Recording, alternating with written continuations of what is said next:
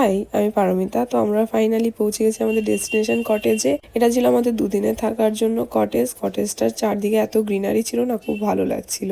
তো ঢুকেই ফার্স্টে আমরা রুমে চেক ইন করে নিলাম, আর রুমে ঢুকেই দেখতে পেলাম রুমটা বেশ বড় স্পেসিয়াস আছে।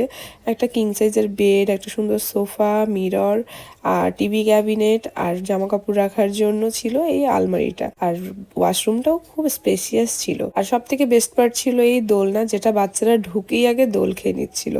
আর এর চারদিকে এত গ্রিনারি, এত ফুল গাছ ছিল না, দেখে মনটা একদম জুড়িয়ে গেছে। এটা ছিল আমাদের ডাইনিং এরিয়া। তো আমরা গিয়েই মোটামুটি ফ্রেশ হয়ে বসে পড়লাম ব্রেকফাস্ট করতে, কারণ ব্রেকফাস্টও অনেকটা দেরি হয়ে গেছিলো। ব্রেকফাস্ট দারুণ খেতে ছিল। এরপরে আমি একটু স্নান করে দোল খেয়ে নিচ্ছিলাম, এত ভালো লাগছিল না দোলনাতে বসে দোল খেতে। মাইন্ডটা একদম রিফ্রেশ হয়ে গেছিলো। বাচ্চারাও দোল খেয়ে নিল।